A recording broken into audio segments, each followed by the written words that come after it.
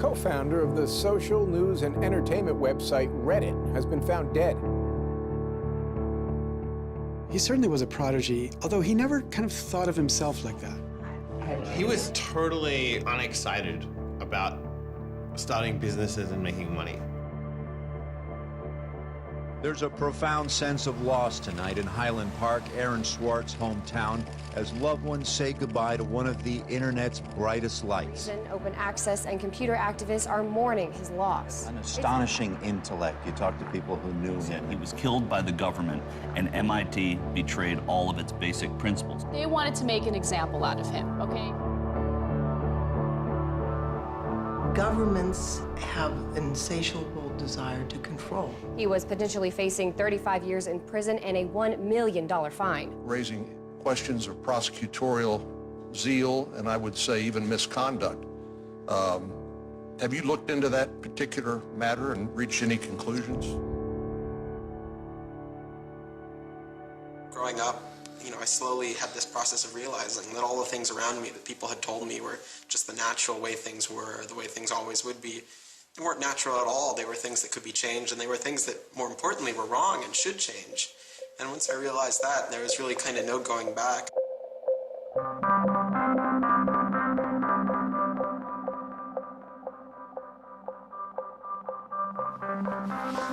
Welcome to Story Reading Time. The name of the book is Paddington at the Fair. Well, he was born in Highland Park and grew up here. Aaron came from a family of 3 brothers, all extraordinarily bright. So we were all, not the best behaved children and, 3 boys running around all the time, causing trouble. Hey, no. Aaron, what? But I've come to the realization Aaron learned how to learn at a very young age. 1, 2, 3, 4, 5, 6, 7, 8, 9, 10. Knock, knock. Who's there? Aaron. Aaron who? Aaron, funny man. He knew what he wanted, and he always wanted to do it. He always accomplished what he wanted. His curiosity was endless. Here's a little picture of what's a planet sign. And each planet has a symbol. Mercury symbol, Venus symbol, Earth symbol, Mars symbol, Jupiter symbol. One day he said to Susan, "What's this free family entertainment in downtown Highland Park?" Free family entertainment downtown Highland Park. He was 3 at the time, and she said, "What are you talking about?" And he said, "Look, it says here on the refrigerator, free family entertainment in downtown Highland Park." And so she was floored and astonished that he could read. It's called My Family Seder. The Seder night is different from all other nights. I remember once we were at the University of Chicago Library. I pulled a book off the shelf that was from like 1900 and showed him and said, this is really just an extraordinary place. We all were curious children, but Aaron really liked learning and really liked teaching. And so they were going to learn the ABCs backwards. Z, Y, X, W, V, U, T. I remember he came home from his first algebra class, and he was like, "Noah, let me teach you algebra." And I'm like, "What is algebra?" And he was always like that. Now you press the click button. There, now it's got that. Now it's in pink. When he was about 2 or 3 years old, and Bob introduced him to computers, and he just took off like crazy on them. Go fast at 102 ABC. We all had computers, but Aaron really took to them, really took to the internet. Working at the computer? Mommy, why is nothing working? He started programming from a really young age. I remember the first program that I wrote with him was in BASIC, and it was a Star Wars trivia game. He sat down with me in the basement where the computer was for hours programming this game.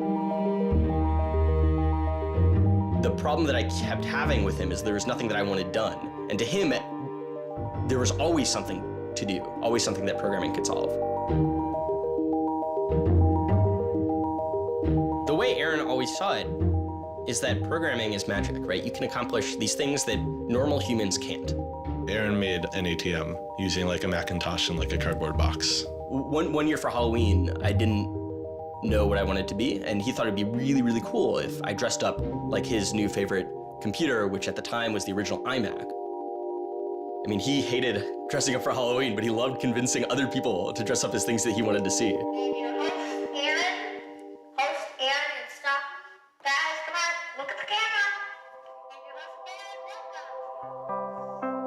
He made this website called The Info, where people can just fill in information. Like, I'm sure someone out there knows all about gold leafing. Why don't they write about that on this website? And then other people could come at a later point and read that information and edit the information if they thought it was bad. Not too dissimilar from Wikipedia, right? And this was before Wikipedia had begun, and this was developed by a 12-year-old in his room by himself, running on, this tiny server using ancient technology. And one of the teachers responds like, "This is a terrible idea. You can't just let anyone author the encyclopedia. The whole reason we have scholars is to write these books for us. How could you ever have such a terrible idea?" Me and my other brother would be like, "Oh, yeah, Wikipedia is cool, but we had that in our house like 5 years ago." Aaron's website, theinfo.org, wins a school competition hosted by the Cambridge-based web design firm Ars Digita. We all went to Cambridge for when he won the Ars Digita Prize. And, we had no clue what Aaron was doing. It was obvious that the prize was really important. Aaron soon became involved with online programming communities, then in the process of shaping a new tool for the web. He comes up to me, it's like, "Ben, there's this really awesome thing that I'm working on. You need to hear about it." I'm like, "Yeah, what is it?" He says, "It's this thing called RSS." And he explains to me what RSS is. I'm like, why is that useful, Aaron? Is any site using it? Why would I want to use it? There was this mailing list for people who were working on RSS and XML more generally. And there was a person on it named Aaron Swartz who was combative but very smart and who had lots of good ideas. And he didn't ever come to the face-to-face meetings. And they said, when are you going to come out to one of these face-to-face meetings? And he said, I don't think my mom would let me. I'm 14, I just turned 14. And so their first reaction was, well, this colleague we've been working with all year was 13 years old while we were working with him, and he's only 14 now. And their second reaction was, Christ, we really want to meet him. That's extraordinary. He was part of the committee that drafted RSS. What he was doing was to help build the plumbing for modern hypertext. And the piece that he was working on, RSS, was a tool that you can use to get summaries of things that are going on in other web pages. Most commonly, you would use this for a blog. You might have 10 or 20 people's blogs you want to read. You use their RSS feeds, these summaries of what's going on those other pages, to create a unified list of all the stuff that's going on. Aaron was really young, but he understood the technology and he saw that it was imperfect and looked for ways to help make it better.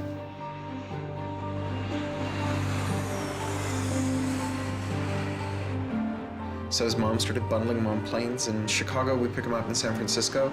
We'd introduce him to interesting people to argue with, and we'd marvel at his horrific eating habits. He only ate white food, only steamed rice and not fried rice because that wasn't sufficiently white, and white bread and so on. And you kind of marvel at this, the quality of the debate emerging from this, what appeared to be a small boy's mouth. And you think, this is a kid who's really going to go somewhere if he doesn't die of scurvy. Aaron, you're up.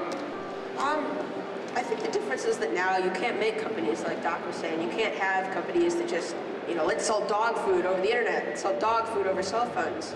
But there's still a lot of innovation going on. I think if you don't see the innovation, maybe your head is in the sand.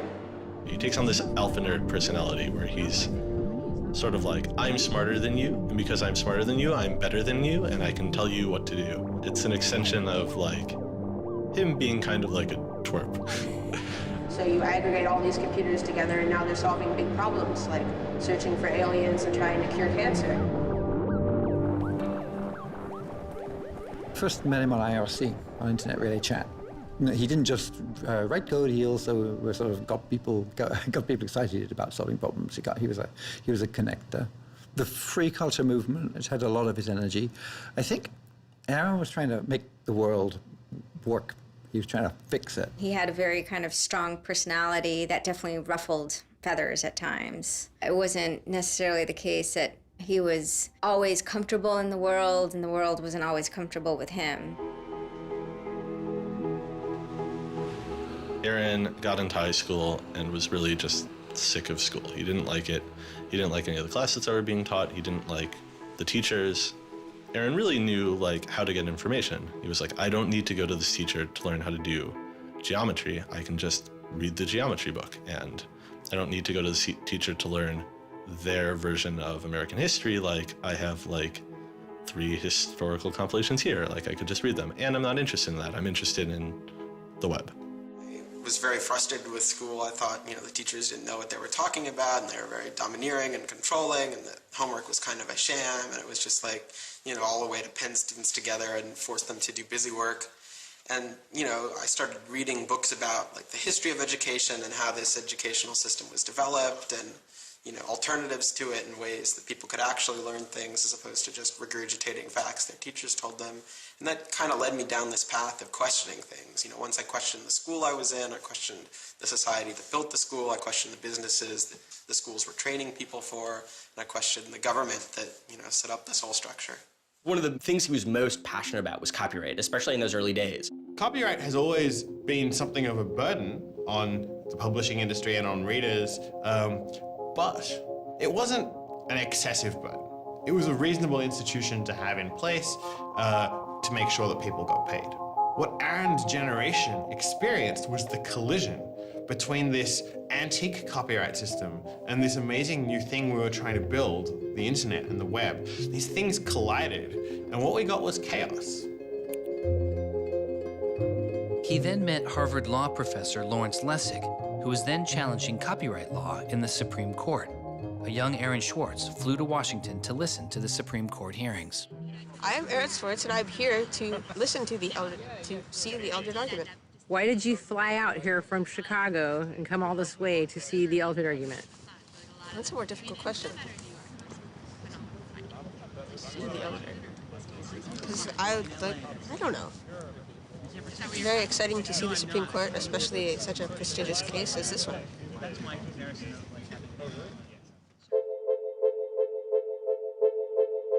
Lessig was also moving forward with a new way to define copyright on the internet. It was called Creative Commons.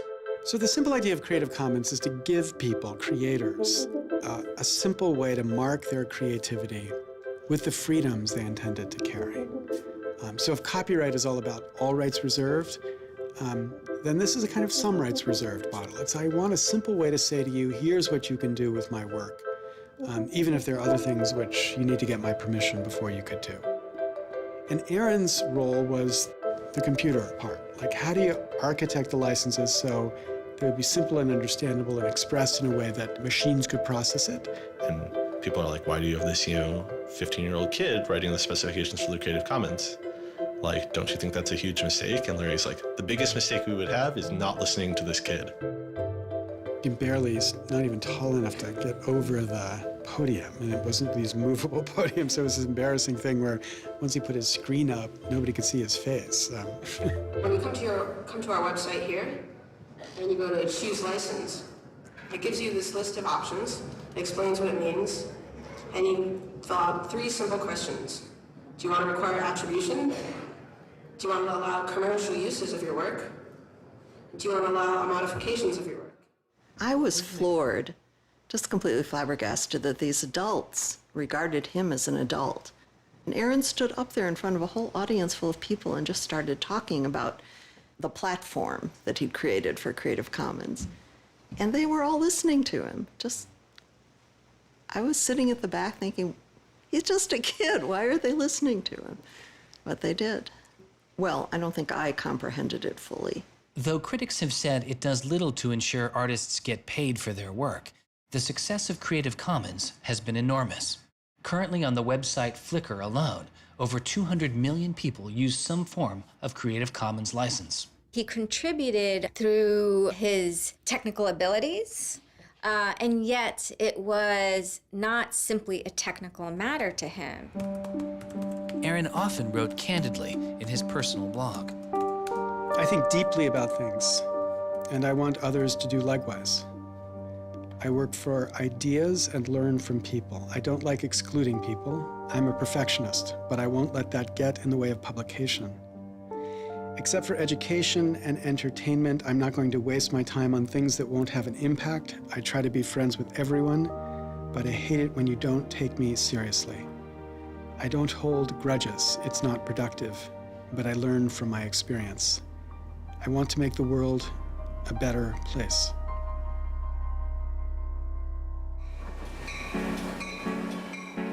In 2004, Swartz leaves Highland Park and enrolls in Stanford University. He had had ulcerative colitis, which was very troubling, and we were concerned about him taking his medication. He got hospitalized, and he would take this cocktail of pills every day. And one of those pills was a steroid, which stunted his growth and made him feel different from many of the other students. Aaron, I think, shows up at Stanford ready to do scholarship and finds himself in effectively a babysitting program for overachieving high schoolers who, in 4 years, are meant to become, captains of industry and one percenters. And I think it just made him bananas. In 2005, after only 1 year of college, Swartz was offered a spot at the new startup incubation firm called Y Combinator, led by Paul Graham. And he's like, hey, I have this idea for a website. And Paul Graham likes him enough and says, yeah, sure. So Aaron drops out of school, moves to this apartment. So this used to be Aaron's apartment when he moved here. I have vague memories of my father telling me how difficult it was to get a lease because Aaron had no credit and he dropped out of college. Aaron lived in what's now the living room, and some of the posters are left over from when Aaron lived here. And then the library. There are more books, but a lot of them are Aaron's. Aaron's Y Combinator site was called Infogami, a tool to build websites. But Infogami struggles to find users, and Swartz eventually merges his company with another Y Combinator project in need of help. It was a project headed by Steve Huffman and Alexis Ohanian, called Reddit. There we were, starting from almost nothing. No users, no money, no code, and growing day by day into a hugely popular website. And it showed no signs of letting up. First we had 1,000 users, then 10,000, then 20,000, and on and on. It was just incredible. Reddit becomes huge, and it's a real sort of geeky corner of the internet. There's a lot of humor, there's a lot of art, and there's just people who flock to the site and make that site the main site they go to every morning to get their news. Reddit kind of just borders on chaos at some level. So on the one hand, it's a place where people discuss news of the day, technology, politics, and issues. And yet there is a lot of kind of not safe for work material, offensive material. There's some subreddits where trolls find a welcome home. And so in that sense, Reddit has been kind of home to controversy as well. It kind of sits on that edge of chaos. Reddit catches the attention of the corporate magazine giant Condé Nast, who makes an offer to buy the company. Some large amount of money, large enough that my dad was getting bugged with questions about how do I store this money? Like a lot of money. Like a lot of money. Probably more than $1 million, but I don't actually know. And he is how old at the time? 19, 20. So it was in this apartment. They sat around on what predated these couches, hacking on Reddit. And when they sold Reddit, they threw a giant party and then all flew out to California the next day and left the keys with me. It was funny, he just sold a startup, so we all kind of presumed he was the richest person around, but he said, oh no, I'll take this tiny little shoebox-sized room. That's all I need. It was barely larger than a closet. The idea of him spending his money on fancy objects just seems so implausible. He explains it's I like living in apartments, so I'm not going to spend a lot of money on a new place to live. I'm not going to buy a mansion. And I like wearing jeans and a t-shirt, so I'm not going to spend any more money on clothes.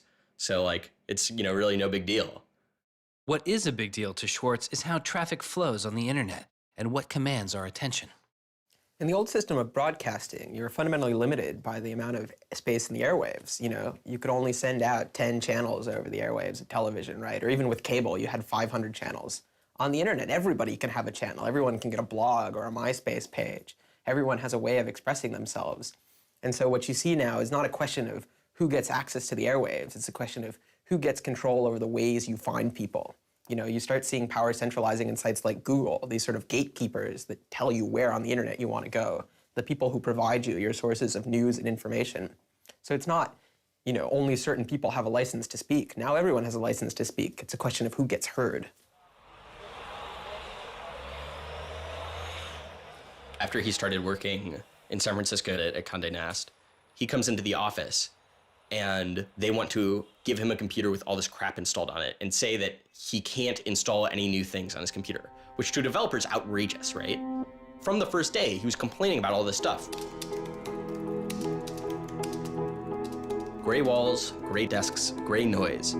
The first day I showed up here, I simply couldn't take it. By lunchtime, I had literally locked myself in a bathroom stall and started crying.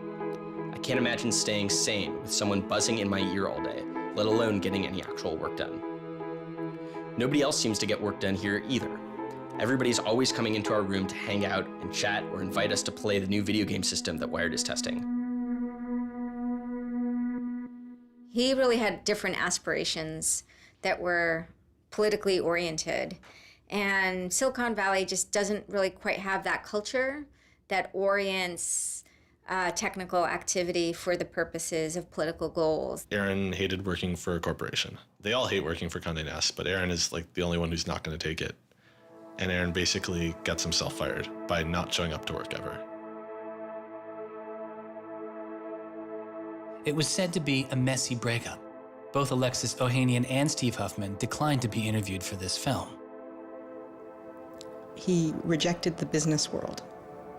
One of the really important things to remember about that choice when Aaron decided to kind of leave startup culture is that he was also leaving behind the things that had made him, you know, famous and well-loved, and, you know, he was at risk of letting down fans. He got to where he was supposed to be going and had the self-awareness and the orneriness to realize that he had climbed the mountain of shit to pluck the single rose and discovered that he'd lost his sense of smell. And rather than sit there and insist that it wasn't as bad as it seemed, and he did get the rose in any event, he climbed back down again, which is pretty cool.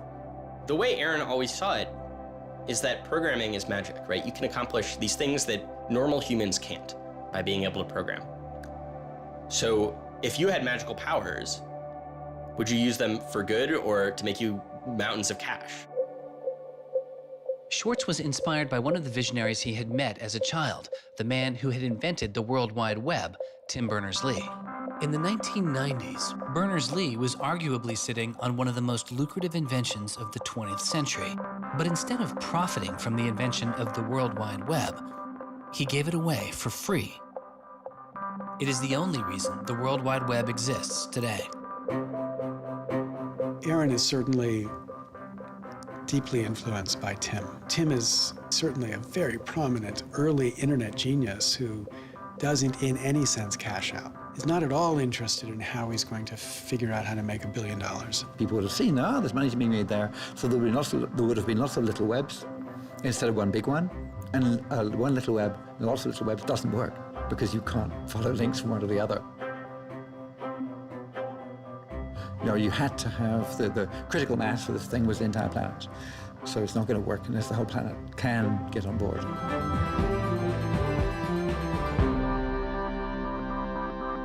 I mean, I feel very strongly that it's not enough to just live in the world as it is, to just kind of take what you're given and, follow the things that adults told you to do and that, your parents told you to do and that society tells you to do.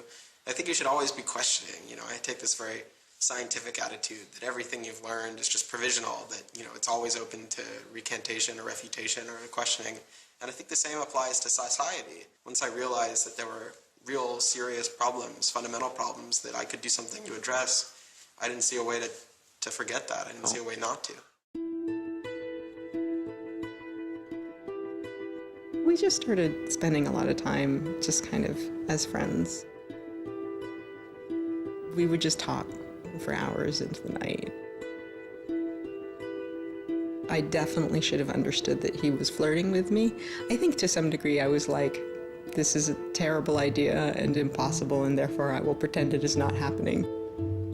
As my marriage was breaking down and I was really stuck without anywhere to go, we became roommates and brought my daughter over. We moved in and furnished a house, and it was really peaceful. Like, my life had not been peaceful for a while, and really neither had his.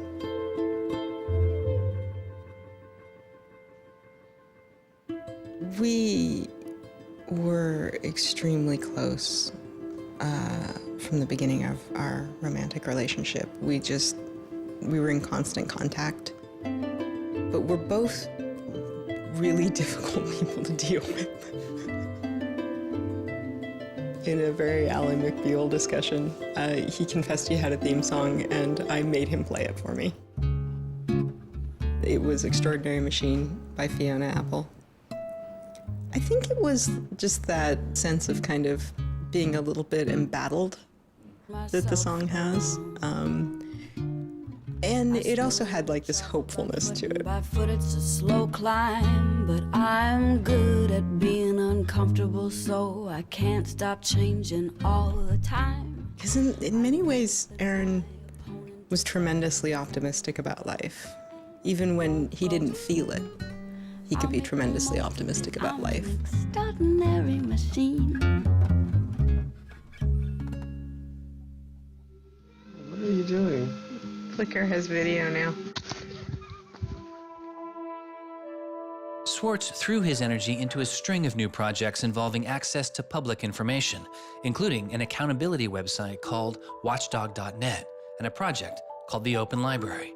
So the Open Library project is a website that you can visit at openlibrary.org. And the idea is to be a huge wiki, an editable website with one page per book. So for every book ever published, we want to have a web page about it that combines all the information from publishers, from booksellers, from libraries, from readers onto one site, and then gives you links where you can buy it, you can borrow it, or you can browse it. I love libraries. You know, I'm the kind of person who goes to a new city and immediately seeks out the library. So that's the dream of Open Library, is building this website where both you can leap from book to book, from person to author, from subject to idea, go through this vast tree of knowledge that's been embedded and lost in big physical libraries that's hard to find, that's not very well accessible online, is really important because books are a cultural legacy.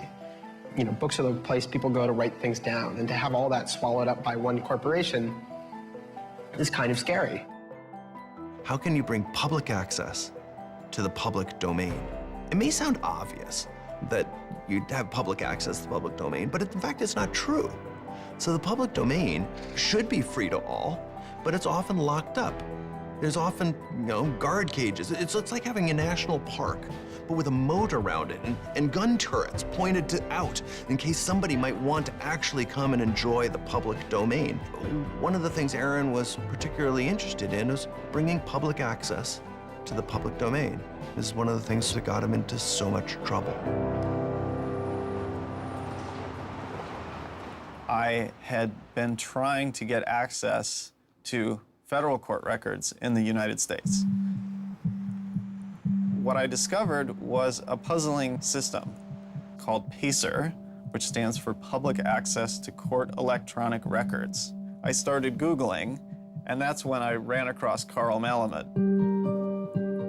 Access to legal materials in the United States is a $10 billion per year business. PACER is just this incredible abomination of government service. It's 10 cents a page. It's this most brain-dead code you've ever seen. You can't search it. You can't bookmark anything. You got to have a credit card. And these are public records. It's U.S. district courts are very important. It's where a lot of our seminal litigation starts, civil rights cases, patent cases, all sorts of stuff. And journalists and students and citizens and lawyers all need access to PACER, and it fights them every step of the way. People without means can't see the law as readily as people that have that Gold American Express card. It's a poll tax on access to justice. The law is the operating system of our democracy, and you have to pay to see it. That's not much of a democracy. They make about $120 million a year on the PACER system, and it doesn't cost anything near that, according to their own records. In fact, it's illegal. The E-Government Act of 2002 states that the courts may charge only to the extent necessary in order to reimburse the costs of running PACER.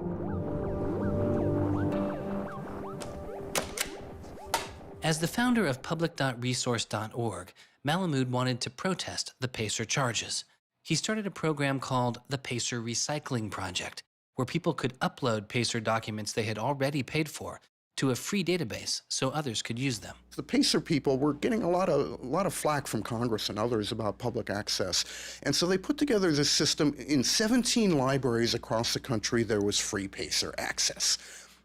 That's one library every 22,000 square miles, I believe. So it wasn't like really convenient. I encouraged volunteers to join the so-called Thumb Drive Corps and download docs from the public access libraries, upload them to the PACER recycling site. People take a thumb drive into one of these libraries and they download a bunch of documents and they send them to me. And nothing, it was just a joke. In fact, when you clicked on Thumb Drive Core, there was a Wizard of Oz, the Munchkins singing, so a little video clip came up. We represent the Lollipop Guild. But of course, I get this phone call from Steve Schultz and Aaron saying, gee, we'd like to join the Thumb Drive Corps.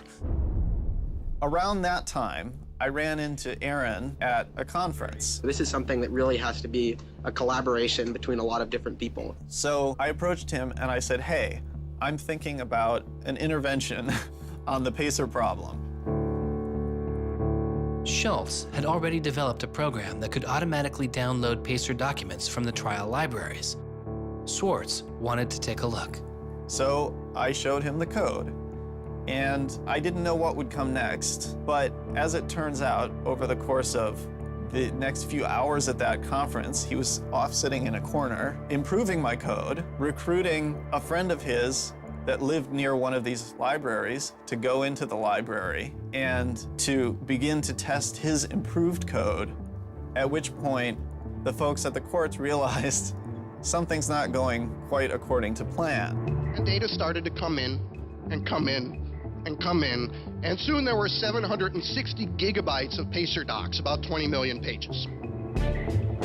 Using information retrieved from the trial libraries, Swartz was conducting massive, automated parallel downloading of the PACER system. He was able to acquire nearly 2.7 million federal court documents, almost 20 million pages of text. Now, I'll grant you that 20 million pages had perhaps exceeded the expectations of the people running the Pilot Access Project, but surprising a bureaucrat isn't illegal. Aaron and Carl decided to go talk to the New York Times about what happened. They also caught the attention of the FBI, who began to stake out Schwartz's parents' house in Illinois. But I get a tweet from his mother saying, call me. It's like, oh my God, what the hell's going on here? And so I finally got a hold of Aaron, and Aaron's mother was like, oh my God, FBI, FBI, FBI. An FBI agent drives down our home's driveway trying to see if Aaron is in his room.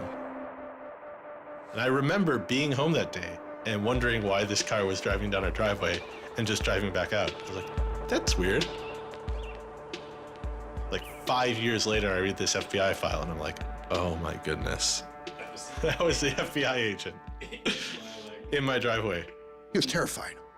He was totally terrified. He was way more terrified after the FBI actually called him up on the phone and tried to sucker him into coming down to a coffee shop without a lawyer. He said he went home and laid down on the bed and was shaking. The downloading also uncovered massive privacy violations in the court documents. Ultimately, the courts were forced to change their policies as a result. And the FBI closed their investigation without bringing charges. To this day, I find it remarkable that anybody, even at the most remote podunk field office of the FBI, thought that a fitting use for taxpayer dollars was investigating people for criminal theft on the grounds that they had made the law public. How can you call yourself a lawman and think that there can possibly be anything wrong in this whole world with making the law public? Aaron was willing to put himself at risk for the causes that he believed in. Bothered by wealth disparity, Swartz moves beyond technology and into a broader range of political causes.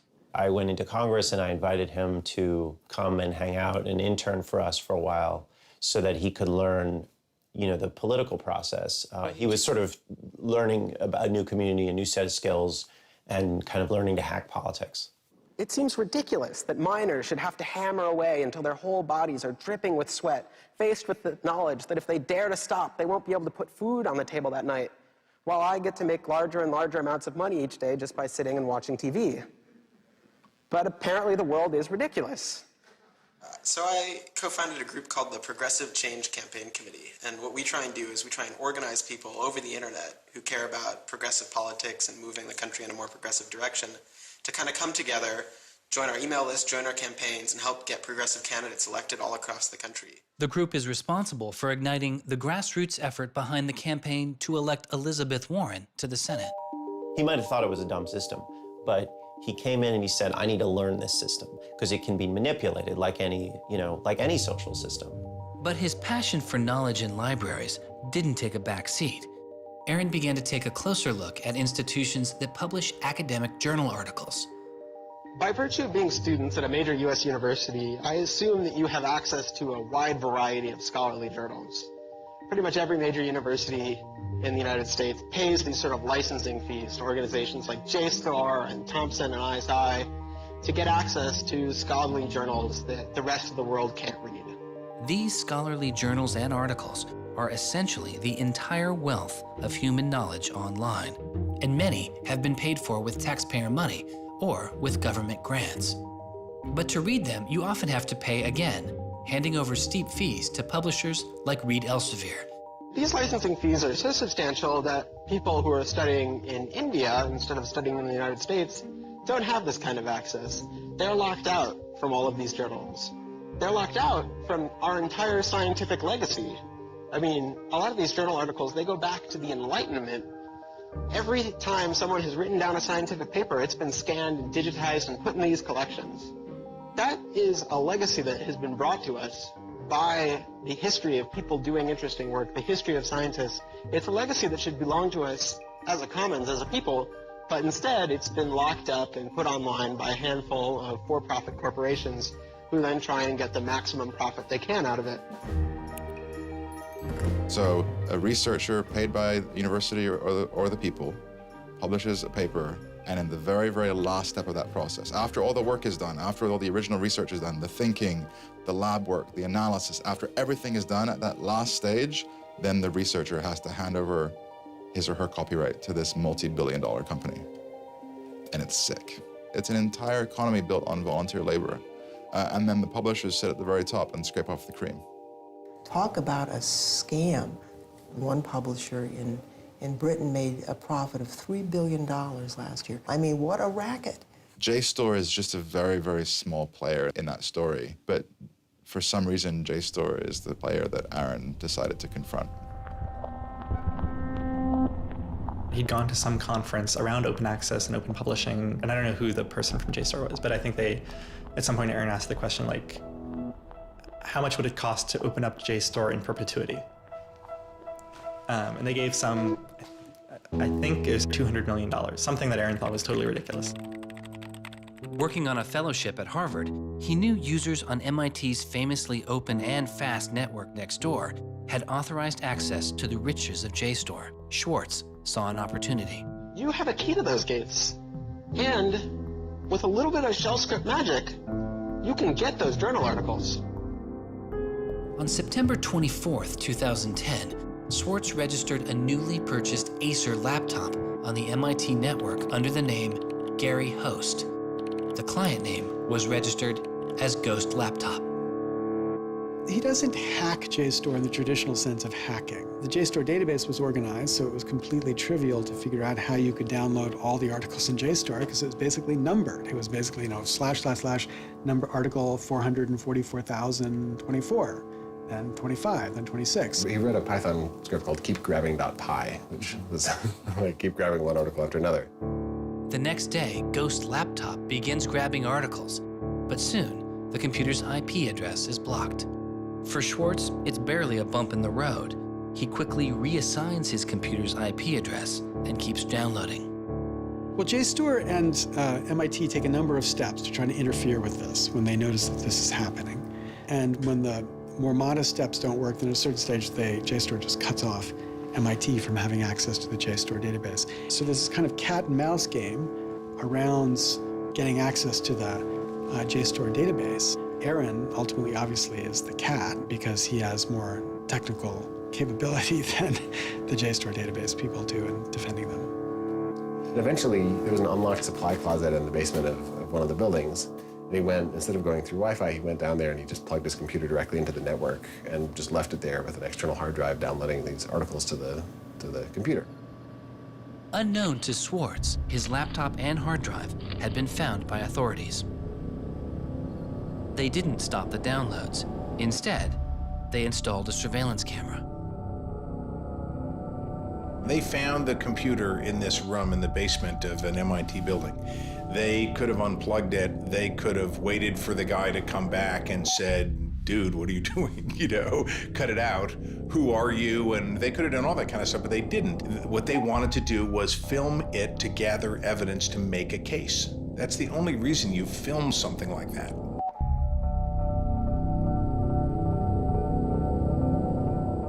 At first, the only person caught on the glitchy surveillance camera was using the closet as a place to store bottles and cans.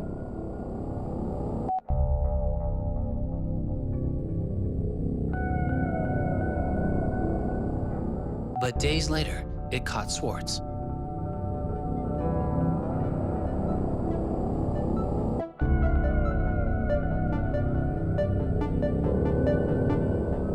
Swartz is replacing a hard drive. He takes it out of his backpack, leans out of frame for about 5 minutes, and then leaves.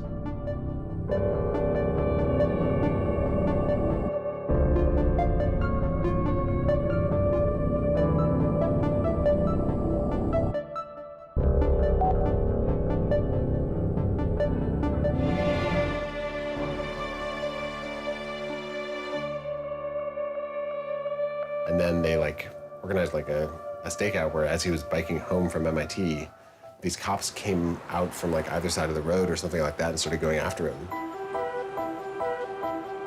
He describes that he was pressed down and assaulted by the police.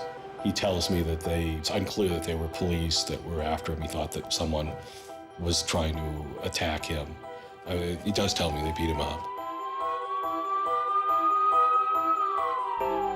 I was just devastated. The notion of any kind of criminal prosecution of anyone in our family or anything was so foreign and incomprehensible, I didn't know what to do. Well, they execute search warrants at Aaron's house, his apartment in Cambridge, and his office at Harvard.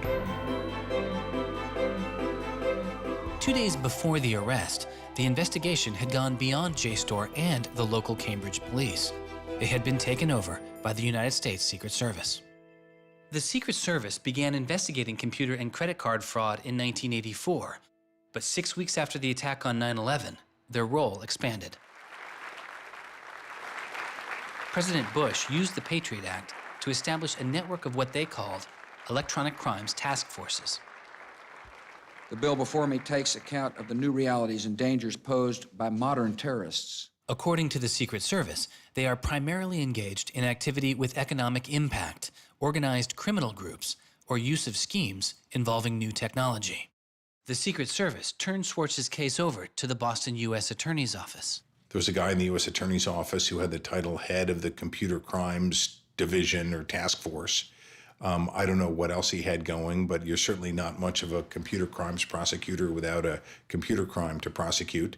So he jumped on it, kept it for himself, didn't assign it to someone else within the office or the unit, and that's Steve Hyman.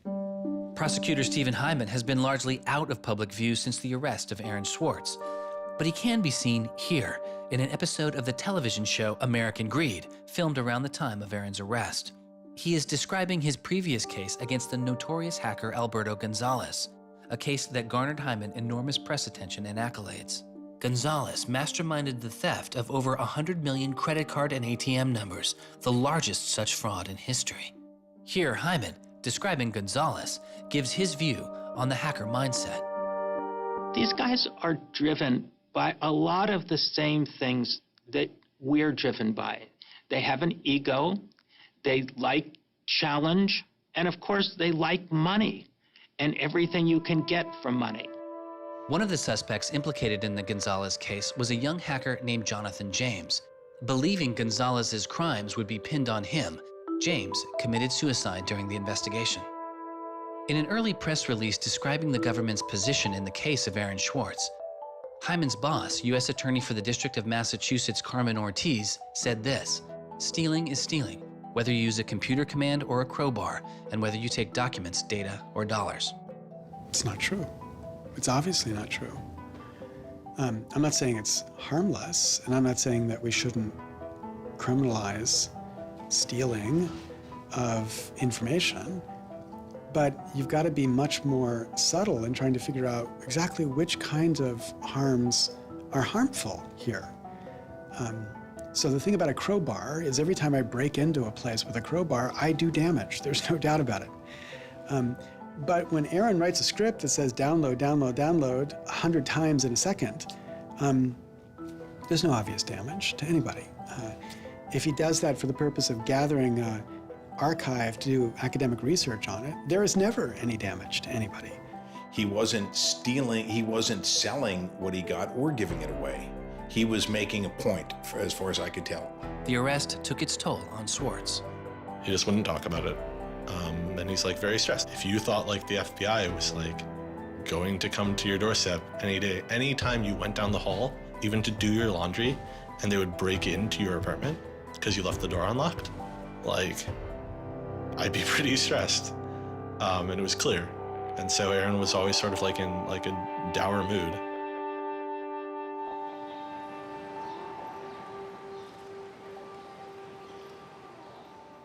He wouldn't give off any sensitive information about his whereabouts during this time because he was so afraid that the FBI would be waiting for him. It was a time of unprecedented social and political activism. Time magazine would later name as their 2011 Person of the Year, the protester. There was a kind of hotbed of hacker activity going on. WikiLeaks had released a trove of diplomatic cables. Manning had been under arrest at the time. It was unknown whether he was the source of the leak. Anonymous, which is a kind of protest ensemble that has a lot of hackers in its ranks, were going on various sprees of sorts. If you compare that to what he did, his stuff should have been left behind for MIT and JSTOR to deal with in a kind of private, professional manner. It should have never gotten the attention of the criminal system. It just didn't belong there.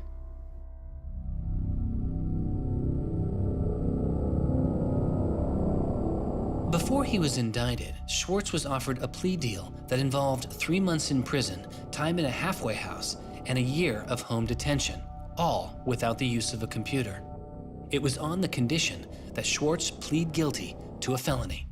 Here we are. We have no discovery, no evidence whatsoever about what the government's case is, and we have to make this immense decision where the lawyer is pushing you to do this, the government is giving you a non-negotiable demand, and you're told that your likelihood of prevailing is small, so whether you're guilty or not, you're better off taking the deal.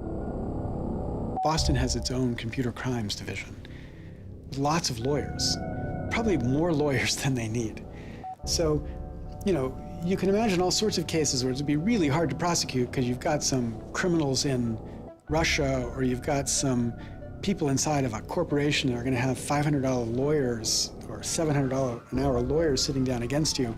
And then you've got this case with this kid, which is pretty easy to prove that he did something, and he's already marked himself as a troublemaker with the FBI, so why not go as tough as you can in here against that guy? It's good for you, the prosecutor, it's good for the Republic, because you're fighting all those terrorist types. I was so scared.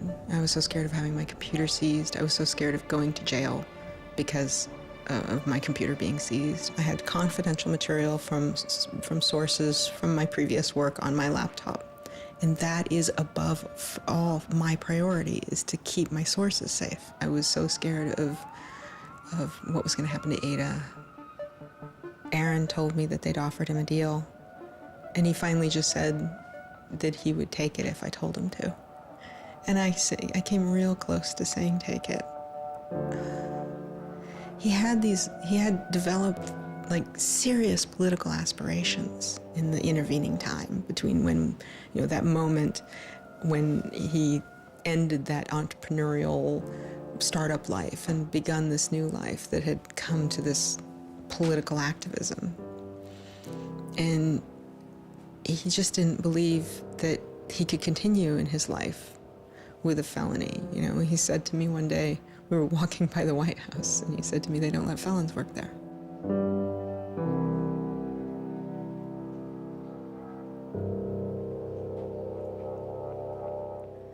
And he really wanted that to be his life.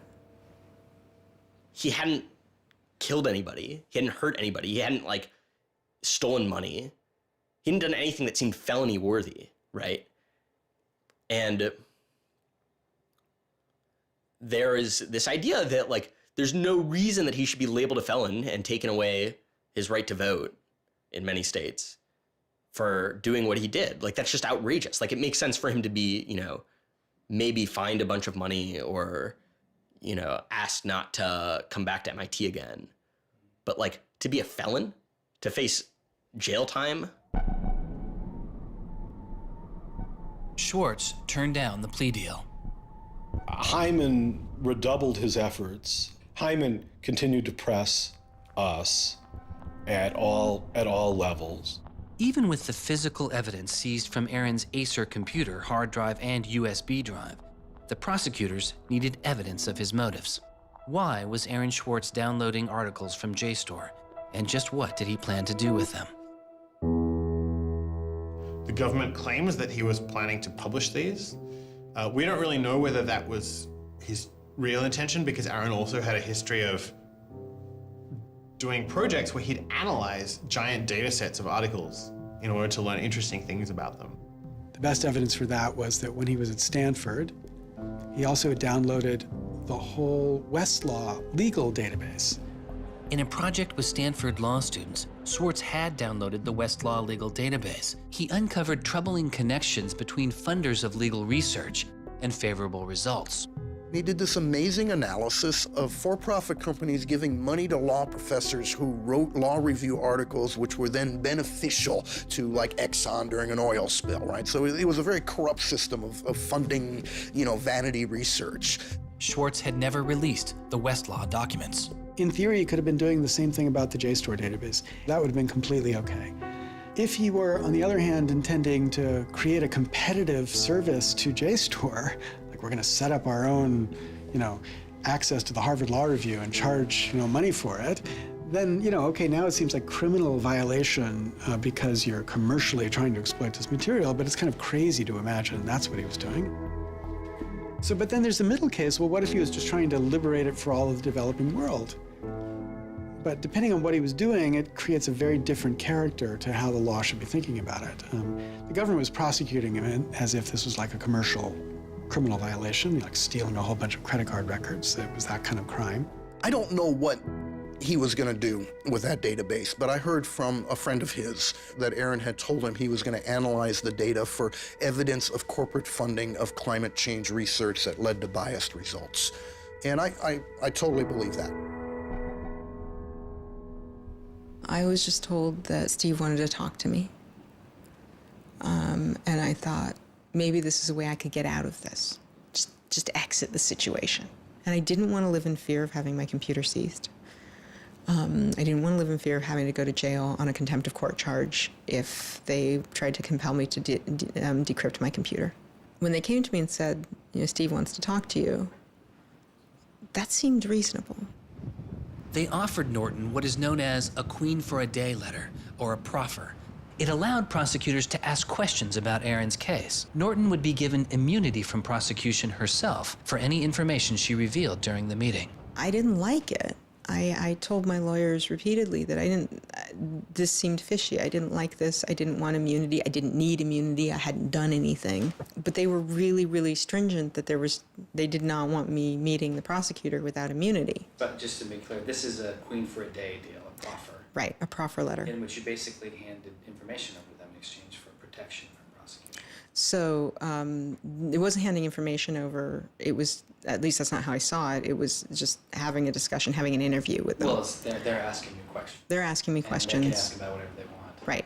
And whatever they learn, I really, right. And I repeatedly tried to go in naked. I repeatedly tried to turn down the proffer letter. I was ill. I was being pressured by my lawyers. I was confused. I was not doing well by this point. I was depressed and I was scared and I didn't understand the situation I was in. I had no idea why I was in this situation. I hadn't done anything interesting, much less wrong. We went out of our minds. Aaron was clearly very distraught about it. We were very distraught about it. Aaron's attorneys were very distraught about it. We tried to get Quinn to change attorneys.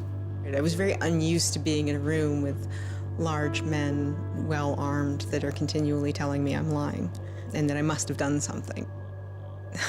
I told them that this thing that they were prosecuting wasn't a crime. I told them that they were on the wrong side of history. I used that phrase. I said, you're on the wrong side of history. And they looked bored. They didn't even look angry. They just looked bored. And it began to occur to me that we weren't having the same conversation. I mean, I told them plenty of things about, why people would download journal articles, and eventually, I don't remember what was around it. I mentioned that he'd done this blog post, the Guerrilla Open Access Manifesto. This is the Guerrilla Open Access Manifesto, supposedly written in July 2008 in Italy. Information is power. But like all power, there are those who want to keep it for themselves. The world's entire scientific and cultural heritage, published over centuries in books and journals, is increasingly being digitized and locked up by a handful of private corporations. Meanwhile, those who have been locked out are not standing idly by. You've been sneaking through holes and climbing over fences, liberating the information locked up by the publishers and sharing them with your friends. But all this action goes on in the dark, hidden underground. It's called stealing or piracy, as if sharing a wealth of knowledge were the moral equivalent of plundering a ship and murdering its crew. But sharing isn't immoral, it's a moral imperative. Only those blinded by greed would refuse to let a friend make a copy. There's no justice in following unjust laws. It's time to come into the light and, in the grand tradition of civil disobedience, declare our opposition to this private theft of public culture. The manifesto itself was allegedly written by 4 different people and also edited by Norton. But it was Swartz who had signed his name to it. When it's over, I go immediately to Aaron and tell him everything I can remember about it. And he gets very angry. The things that I'd done shouldn't have added up that way. I hadn't done anything wrong, and everything had gone wrong. But I was never...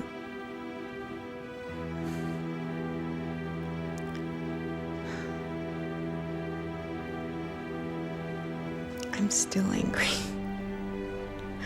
I'm still angry that you can try your best with these people to do the right thing, and they will turn everything against you, and they will hurt you with anything they can. And in that moment, I regret that I said what I did. But my much larger regret is that we have settled for this, that we are okay with this. That we are okay with a justice system that tries to game people into little traps so they can ruin their lives. So yeah, I wish I hadn't said that, but I am much, much angrier that this is where I am. That this is what we as a people think is okay.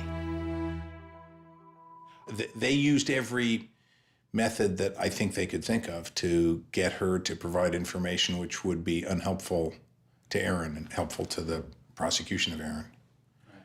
Right. But you know, I don't think she had information that was helpful to the government.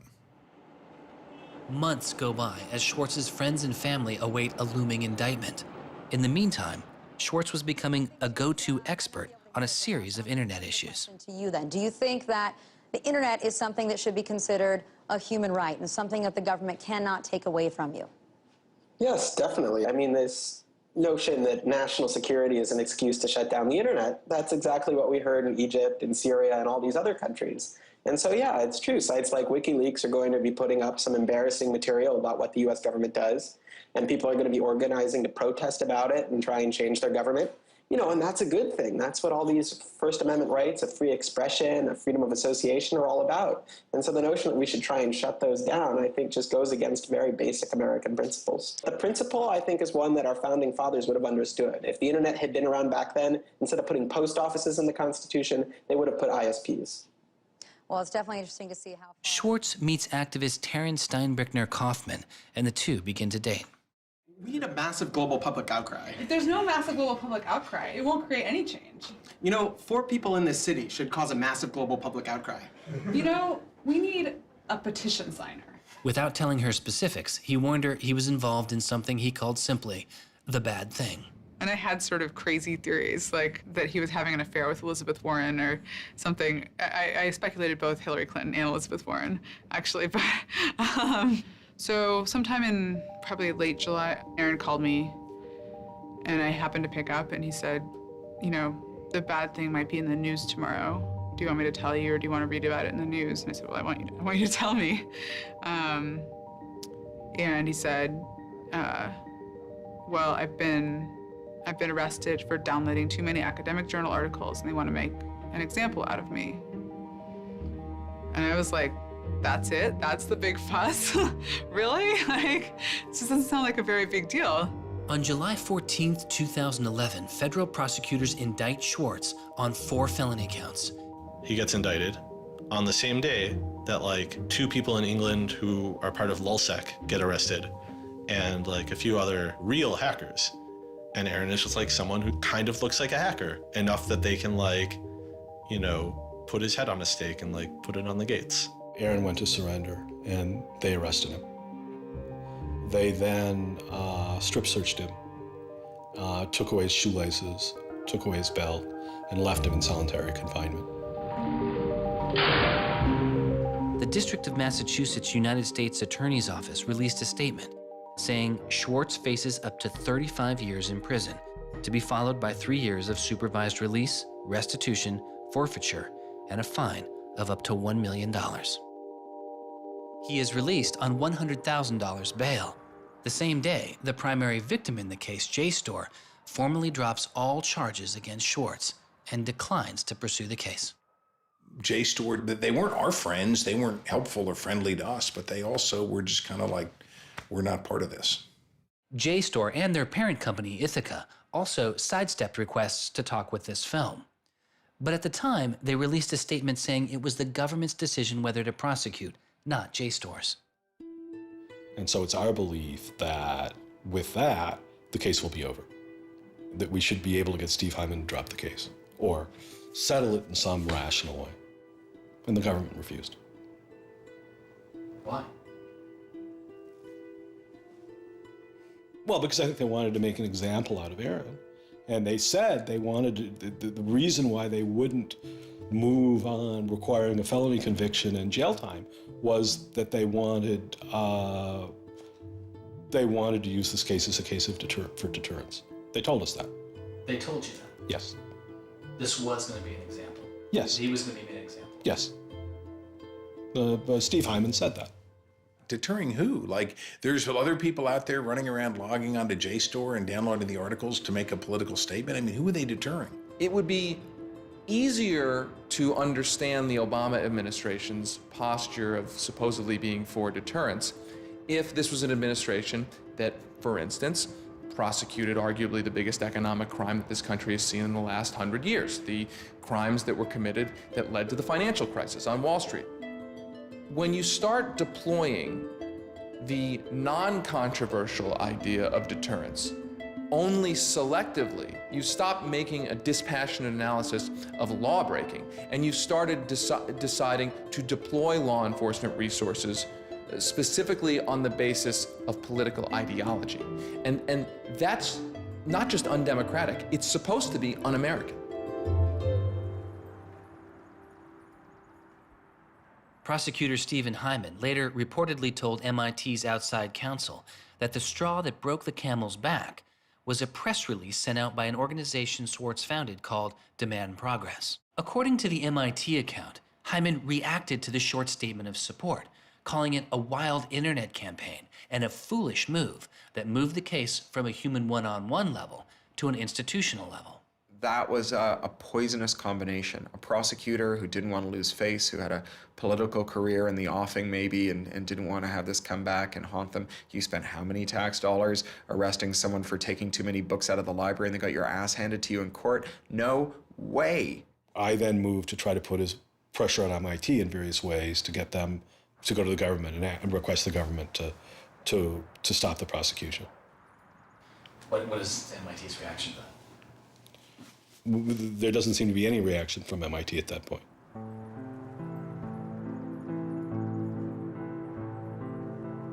MIT doesn't defend Aaron, which to people inside of the MIT community seems outrageous because MIT is a place that encourages hacking in the biggest sense of the word. At MIT, the idea of going and running around on roofs and tunnels that you weren't allowed to be in was not only a rite of passage, it was part of the MIT tour. And lockpicking was a winter course at MIT. They had the moral authority to stop it in its tracks. MIT never stood up and took a position of saying to the feds, don't do this. We don't want you to do this. You're overreacting. This is too strong, that I'm aware of. They acted kind of like any corporation would. They helped the government. They didn't help us unless they felt they had to, and they never tried to stop it.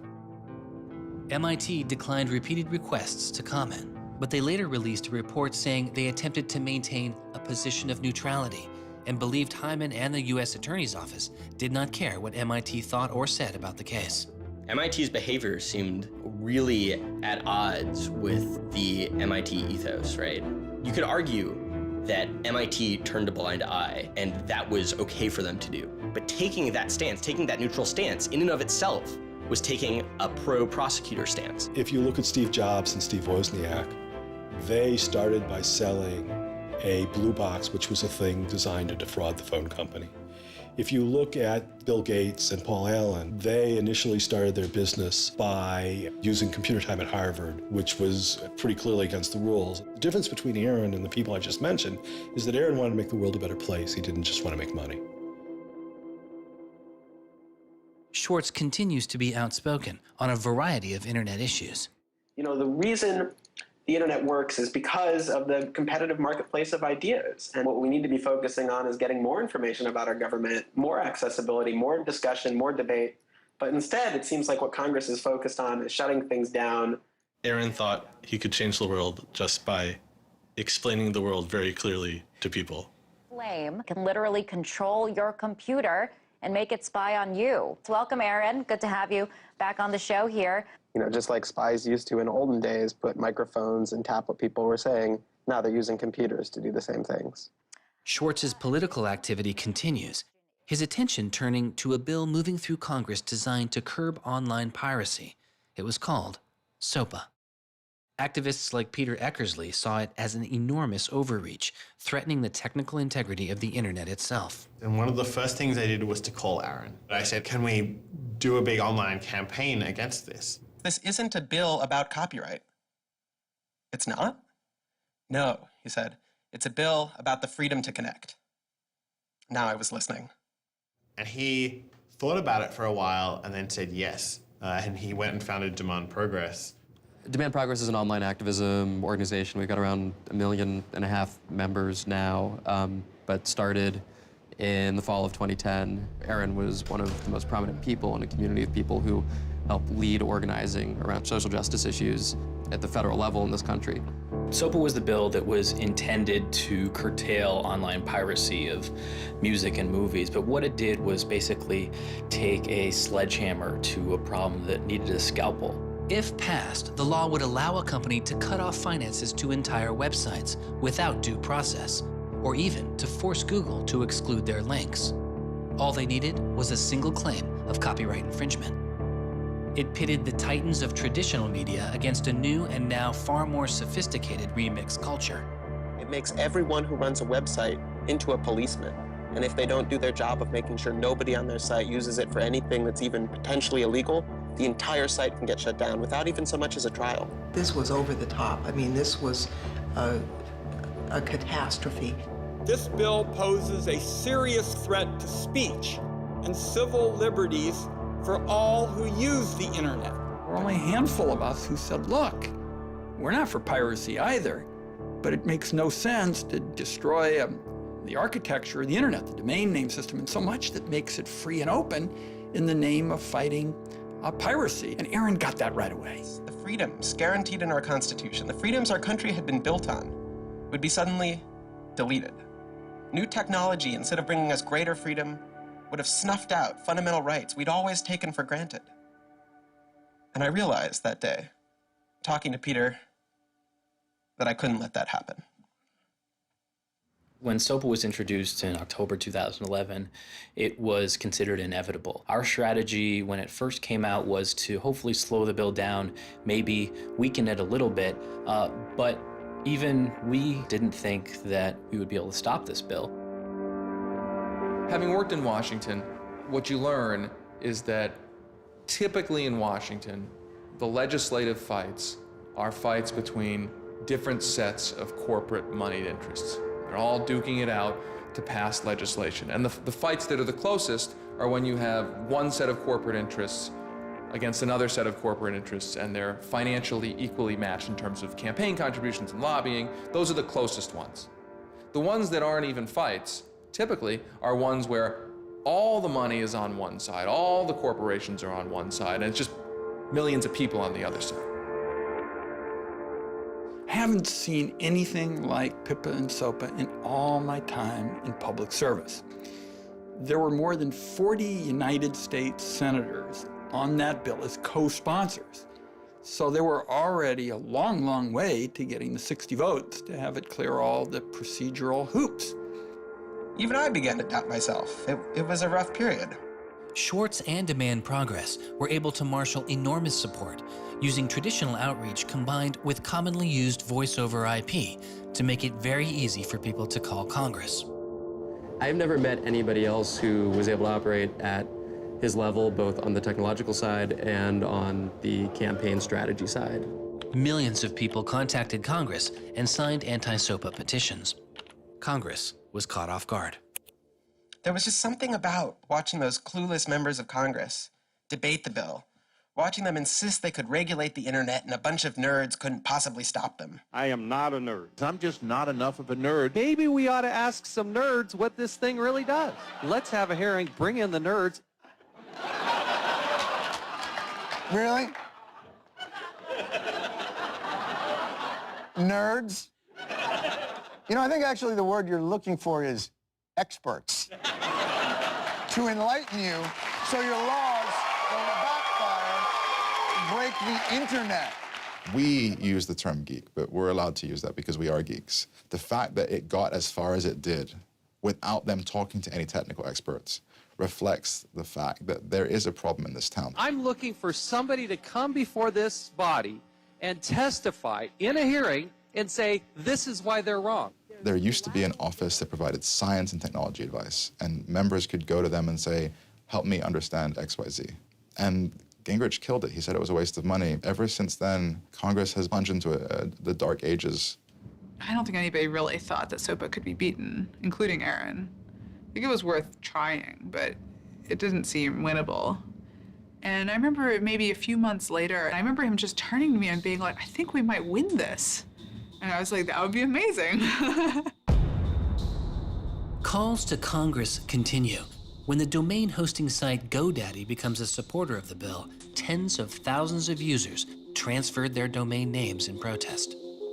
Within a week, a humbled GoDaddy reverses their position on SOPA. When the Congress people that supported the record and movie industries realized that there was this backlash, they kind of scaled the bill back a little bit. You could see the curve happening. You could see that our arguments were starting to resonate. It was like Aaron had been striking a match and it was being blown out. Striking another one was being blown out. And finally he'd managed to catch enough kindling that the flame actually caught, and then it turned into this roaring blaze. On January 16th, 2012, the White House issued a statement saying they didn't support the bill. And then this happened. I'm a big believer that we should be dealing with issues of piracy, and we should deal with them in a serious way. But this bill is not the right bill. When Jimmy Wales put his support towards blacking out Wikipedia, the #5 most popular website in the world. This is a website that's on several % of all of the clicks on anywhere on the internet. Wikipedia went black, Reddit went black, Craigslist went black, phone lines on Capitol Hill flat out melted. Members of Congress started rushing to issue statements retracting their support for the bill that they were promoting just a couple days ago.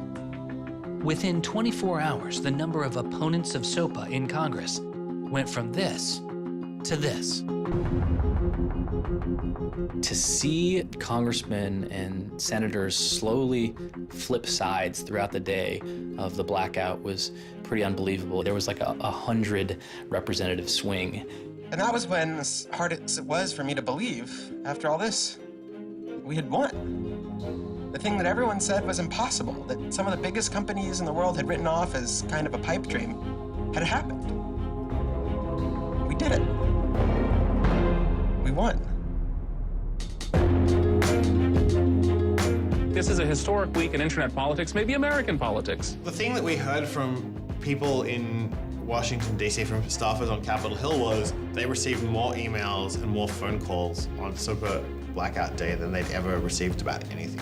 I think that was an extremely exciting moment. This was the moment when the internet had grown up politically. It was exhilarating because it's hard to believe it actually happened. It's hard to believe a bill with so much financial power behind it didn't simply sail through the Congress. And not only did it not sail through, it didn't pass at all. It's easy sometimes to feel like you're powerless, like when you come out in the streets and you march and you yell and nobody hears you. But I'm here to tell you today, you are powerful. So yeah, maybe sometimes you feel like you're not being listened to, but I'm here to tell you that you are. You are being listened to. You are making a difference. You can stop this bill if you don't stop fighting. Stop PIPA. Stop SOPA. Some of the biggest internet companies, to put it frankly, would benefit from a world in which their little competitors could get censored. We can't let that happen. For him, it was more important to be sure that you made a small change than to play a small part in a big change. But SOPA was like playing a major part in a major change. And so for him, it was kind of this proof of concept, like, okay, what I want to do with my life is change the world. I think about it in this really scientific way of like, I'm measuring my impact. And this shows that it's possible, right? That the thing that I want to do with my life is possible. I have proved that I can do it, that I, Aaron Swartz, can change the world. For a guy who never really thought he had done much, which was Aaron, it was one of the few moments where you could really see that he felt like he had done something good. Feeling like here is his maybe one and only victory lap. Everyone said there was no way we could stop SOPA. We stopped it. This is 3 outrageously good victories, and the year isn't even over yet. I mean, if there's a time to be positive, it's now. You know, he wins at SOPA a year after he's arrested it's not unambiguously happy moments. There's a lot going on. He's so attuned towards participating in the political process, you can't stop him. The list of organizations Swartz founded or co-founded is enormous. And years before Edward Snowden would expose widespread internet surveillance, Swartz was already concerned. It is shocking to think that the accountability is so lax that they don't even have sort of basic statistics about how big the spying program is. And if the answer is, oh, we're spying on so many people we can't possibly even count them, then that's an awful lot of people, right? It would be one thing if they said, look, you know, we know the number of telephones we're spying on, we don't know exactly how many real people that corresponds to, but they just came back and said, we can't give you a number at all. That's pretty, I mean, it's scary is what it is. Well, that's scary. You know, they put incredible pressure on him, took away his, you know, all of the money he had made. They, you know, threatened to take away his physical freedom. Why'd they do it, you know? I mean, well, why are they going after whistleblowers, you know? Why are they going after people who tell the, you know, who tell the truth about all sorts of things? I mean, from the banks to the, you know, to war, to just sort of government transparency. So secrecy serves those who are already in power. And we are living in an era of secrecy that coincides with an era where the government is doing also a lot of things that are probably illegal and unconstitutional. So those two things are not coincidences. It's very clear that this technology has been developed not for small countries overseas, but right here for use in the United States by the U.S. government. The problem with the spying program is it's this sort of long, slow expansion, you know, going back to the Nixon administration, right? Obviously, it became big after 9/11 under George W. Bush, and Obama has continued to expand it, and the problems have slowly grown worse and worse. But there's never been this moment you can point to, say, okay, we need to galvanize opposition today because today is when it matters. Instead, it's mattered for. The prosecution, in my estimation, of Aaron Swartz was about sending a particular laser-like message to a group of people that the Obama administration sees as politically threatening. And that is essentially the hacker, the information, and the democracy activist community. And the message that the Obama administration wanted to send to that particular community was, in my estimation, we know you have the ability to make trouble for the establishment. And so we are going to try to make an example out of Aaron Swartz to scare as many of you as possible into not making that trouble. And the government said, oh, the legal opinions we're using to legalize the spying program are also classified. So we can't even tell you which laws we're using to spy on you. You know, every time they can say, oh, this is another instance of cyber war, the cyber criminals are attacking us again, we're all in danger, we're all under threat. They use those as excuses to push through more and more dangerous laws. And so just to follow that up, like personally, how do you feel the fight is going, I guess? It's up to you. I know, but we gotta like, you know. You know, there's sort of these two polarizing perspectives, right? Everything is great. The internet has created all this freedom and liberty and everything's gonna be fantastic. Or everything is terrible. The internet has created all these tools for cracking down and spying and, you know, controlling what we say. And the thing is, both are true, right? The internet has done both. And both are kind of amazing and astonishing. And which one will win out in the long run is up to us. It doesn't make sense to say, oh, one is doing better than the other. You know, they're both true. And it's up to us which ones we emphasize and which ones we take advantage of, because they're both there and they're both always going to be there.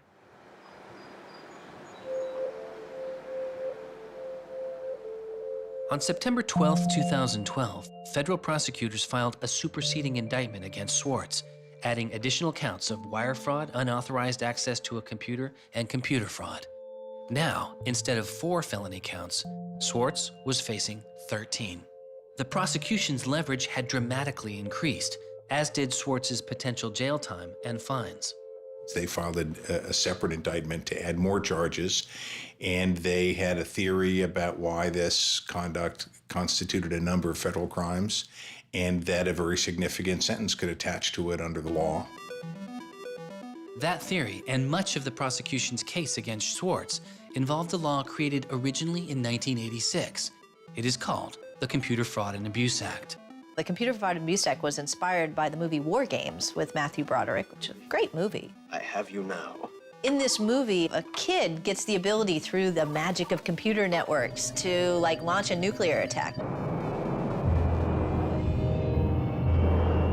You know, that's not actually possible, and it certainly wasn't possible in the 80s, but apparently this movie scared Congress enough to pass the original Computer Fraud and Abuse Act. This is a law that's just behind the times. For example, that penalizes terms of service kinds of arrangements. You can have something like eHarmony or Match.com, and somebody sort of inflates their own personal characteristics, and all of a sudden, depending on the jurisdiction and the prosecutors, they could be in a whole host of troubles.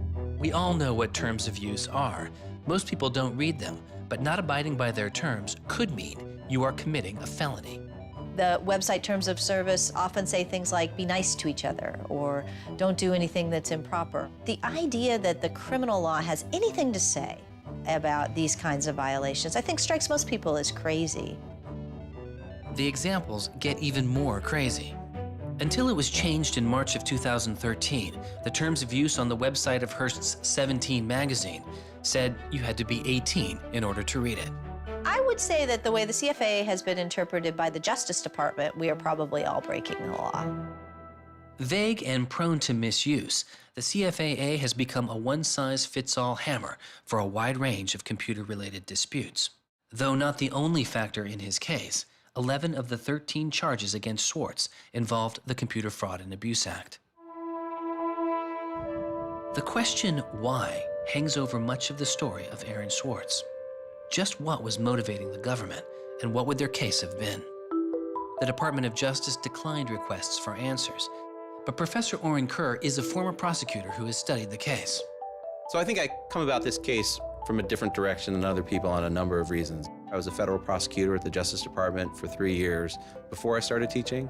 The government came forward with an indictment based on what crimes they thought were committed, just as a purely lawyers matter, looking at the precedents, looking at the statute, looking at the history, looking at the cases that are out there so far. I think it was a fair indictment based on that. You can debate whether they should have charged this case. There's just a lot of disagreement. Some people are on the open access side, some people are not.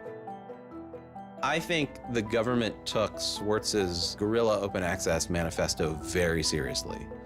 And I think they saw him as somebody who was committed as a moral imperative to breaking the law to overcome a law that Swartz saw as unjust. And in a democracy, if you think a law is unjust, there are ways of changing that law. There's going to Congress, as Swartz did so masterfully with SOPA. Or you can violate that law in a way to try to nullify that law. And I think what was driving the prosecution was the sense that Swartz was committed not just to breaking the law, but to really making sure that law was nullified, that everyone would have access to the database in a way that you couldn't put the toothpaste back into the tube. It would be done, and Swartz's side would win. There's a big disagreement in society as to whether that is an unjust law, and ultimately that's a decision for the American people to make, working through Congress. And then the second problem is, I think, we're still trying to figure out what's the line between less serious offenses and more serious offenses. We're now entering this different environment of computers and computer misuse, and we don't yet have a really strong sense of exactly what these lines are. So we're just working that out. This is a poor use of prosecutorial discretion. The hammer that the Justice Department has to scare people with it just gets bigger and bigger and bigger. And so most people just, you can't roll the dice with your life like that. Should we tap somebody's phone? Should we film them? Should we turn somebody and get them to testify against these other people? That's how federal agents and prosecutors think. They build cases, they make cases. Swartz was caught in the gears of a brutal criminal justice system that could not turn back. A machine that has made America the country with the highest rate of incarceration in the world. We have in this country allowed ourselves to be captured by the politics of fear and anger. And anything we're afraid of, like the future of the internet and access, and anything we're angry about instinctively creates a criminal justice intervention. And we've used jail, prison, and punishment to resolve a whole host of problems that historically were never seen as criminal justice problems. The impulse to threaten, indict, prosecute, which is part of what has created this debate and controversy over online access and information on the internet, is very consistent with what we've seen in other areas. The one difference is that the people who are usually targeted and victimized by these kinds of criminal and carceral responses are typically poor and minority. Swartz's isolation from friends and family increased. He had basically stopped working on anything else, and the case was, in fact, like taking over sort of his whole life. One of Aaron's lawyers apparently told the prosecutors that he was emotionally vulnerable and that was something that they really needed to keep in mind so that they knew that. It was weighing on him very heavily. He did not like having his actions and his movements restricted in any way. And the threat of jail, which they pounded him with a lot, was terrifying to him. Completely exhausted his financial resources, and it cost us a lot of money also, and he raised a substantial amount of money. So it was, it was in the millions of dollars. The legal defense Yes, was in millions. yes. Yeah, I think he didn't want to be a burden to people. I think that was a factor. Like, I have my normal life, and then I have this shitty thing I have to deal with. And I try to keep the two of them as separate as possible. But they were just beginning to blur together, and everything was becoming shitty. Swartz faced a tough choice that was only getting tougher. Do you admit guilt and move on with your life, or do you fight a broken system? With his legal case, the answer was simple. He rejects the final plea deal, and a trial date is set.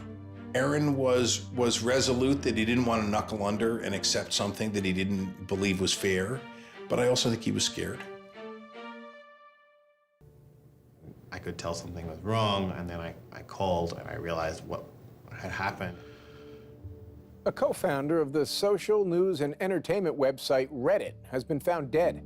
Police say 26-year-old Aaron Swartz killed himself yesterday in his Brooklyn apartment. I just thought, we've lost one of the most creative minds of our generation. It was like the whole world fell apart in that moment.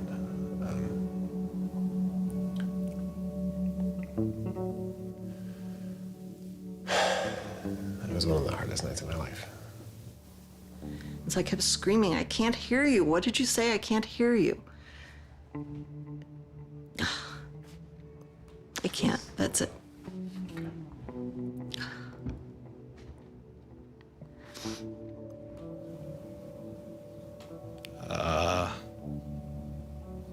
Yeah, none of it made any sense.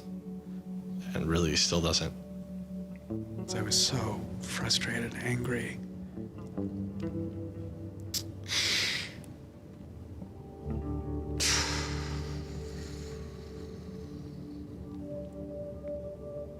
I tried to explain it to my kids.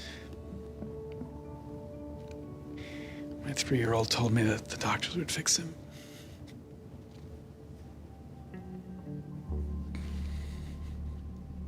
I've known lots of people who've died, but I've never lost anybody like this.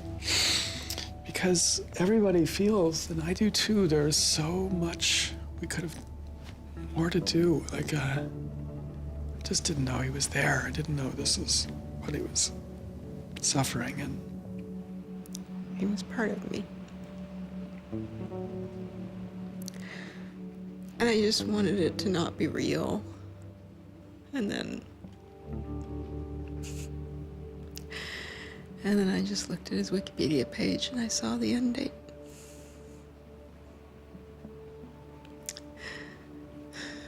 To 2013.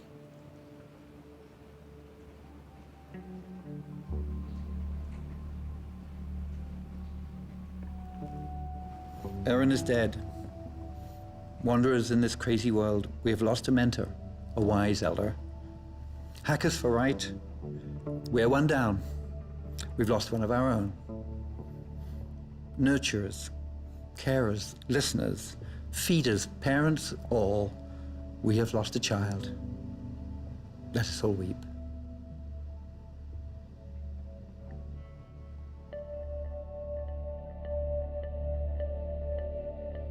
my first thought was, well, what if nobody even notices? Because it wasn't clear to me how salient he was. I had never seen anything quite like the outpouring I saw. The net just lit up.